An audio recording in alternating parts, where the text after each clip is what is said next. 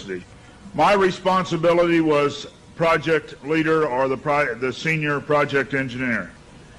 We began to work on the design of a microchip that, when it was completed, was 0.75 millimeters in diameter, 7 millimeters long. It was the size of 1/4 of a grain of rice. Again, I want to say that I was not a Christian, and there were no Christians there. They said they wanted this to have a power source and be able to emit a signal. And they told us they wanted us to use lithium as a battery source. Lithium's used in watch batteries, it's used in heart pacemaker batteries, it's used in a lot of places. I designed into this microchip a little charging circuit that would charge that battery. This sounds like a lot of technical things coming together, but if you'll bear with me 1 minute, you'll see what God has laid out about this microchip. When we discovered that we needed to be able to charge that battery, I needed a temperature change, a change in temperature, to cause current to flow through that little charging circuit that would charge the battery. So we began to investigate and find out where in the body does the temperature change the most rapidly. We spent over $1 million in taxpayer money, and when the results came back, there was a lot of information. We divided it up amongst 3 teams and then came back together with that information. It was determined that there were 2 places in the body that were ideal for the microchip. One was just below the hairline on the forehead. Every mother checks their child's temperature right here. So we could have paid the mothers $1 million and saved. I never saw a mother check their child's temperature on their ankle. Always right here. The other place was the hand, the right hand preferred, because most people are right-handed.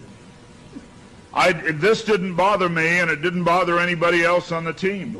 The hand seemed a good place. Nobody wanted it here. And so the design work, everything was completed. The microchip was done. You're seeing it now on some of the Discovery Channel presentations. There are people who have received it already. It is real. It's not something that's coming way down the road. They gave me a Bible. They told me not to read the book of Revelation. They said the book of Revelation is too hard to understand. So I waited, and I didn't read the book of Revelation for quite some time.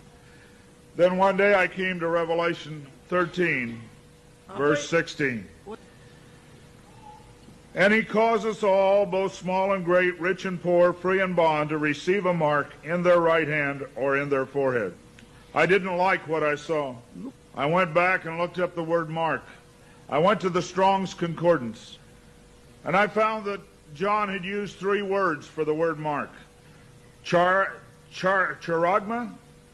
charicator, and charax. That was from the Greek. I looked at those words. They talked about a scratch or an etching. They talked about a lot of things. And I said, God, this isn't it. We didn't do it. He said, go to the word for 666. The word is chixastigma. In the Greek, it says to go to 4742 as a cross. The last half of the word chixastigma.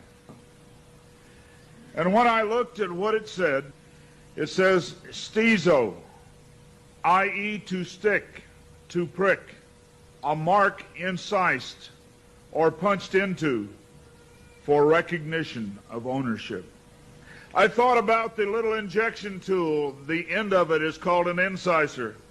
I began to weep and I began to cry, and I said, oh God, what have we done? I couldn't believe that this lined up with what we had developed. And I began to run from God. I didn't run away from the church, I ran into the church. I tried to do as many things as I could to atone for this.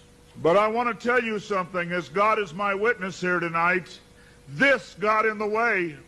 Money got in the way. I had beautiful homes overlooking the lake. I had all the things that I wanted.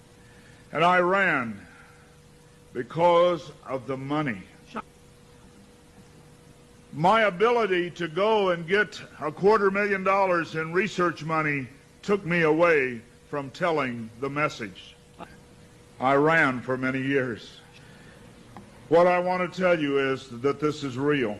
The microchip implant is real. Credit cards are failing. They can be counterfeited. The new smart card can be counterfeited. They can be stolen. They can be lost. All kinds of things can happen to a card. But you cannot lose your hand. Very quickly, they're going to move to this being in the hand. And I tell you, as a Christian, you cannot take this. No matter what anybody says, God's Word says you cannot take it. No matter what they try to talk you into, God's Word says don't take it. In Revelation 14, verse 9, and the third angel followed them, saying with a loud voice, if any man worship the beast in his image, and receive his mark in his forehead or in his hand, the same shall drink of the wine of the wrath of God, which is poured out without mixture into the cup of his indignation, and he shall be tormented with fire and brimstone in the presence of the holy angels and in the presence of the Lamb. And the smoke of their torment ascendeth up forever and ever, and they have no rest day nor night, who worship the beast in his image, and whosoever receiveth the mark of his name. Here is the patience of the saints. Here are they that keep the commandments of God and the faith of Jesus. It's very simple. God's Word says to do not take it. Today there have been over 15,000 babies that have been given the positive identification, the microchip. Many companies are using the microchip as identification in their top-level employees.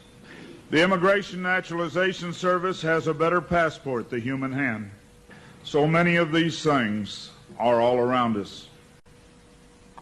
We talk about the signs of the New World Order. God has spelled out in His Word just exactly what's going on today in the New World Order. Satan desires to have a one-world government.